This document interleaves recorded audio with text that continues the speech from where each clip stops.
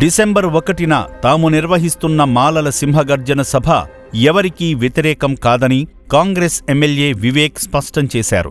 ఈ సభ నిర్వహణ కోసం జిల్లాల వారీగా తాము చేస్తున్న కార్యక్రమాల్లో వర్గీకరణకు వ్యతిరేకంగా మాట్లాడనప్పుడు తనపై చర్యలు ఎలా ఉంటాయి? ఎస్సీలకు సంబంధించి ఇటీవల సుప్రీం ఇచ్చిన తీర్పు మాదిగా మాలల రిజర్వేషన్లకే ప్రమాదకరమని ఆందోళన వ్యక్తం చేశారు. రాష్ట్ర వ్యాప్తంగా 30 లక్షల మంది మాలలు ఉన్నారని, తమ జాతి ఆత్మగౌరవం, గుర్తింపు కోసమే సింహగర్జన సభను నిర్వహిస్తున్నట్లు చెప్పారు. కాకా లెజెండరీ లీడర్. ఆయన 75,000 పేద, బడుగు, బలహీన వర్గాల కోసం పోరాడారు.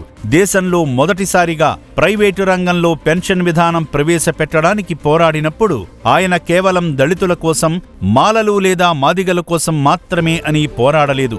ఏ కులానికి చెందిన వారు ఉన్నా అందరికీ సమాన హక్కులు ఉండాలనుకున్నారు. ఉన్నత కులమా లేదా తక్కువ కులమా అనే ఆలోచన చేయలేదు కదా.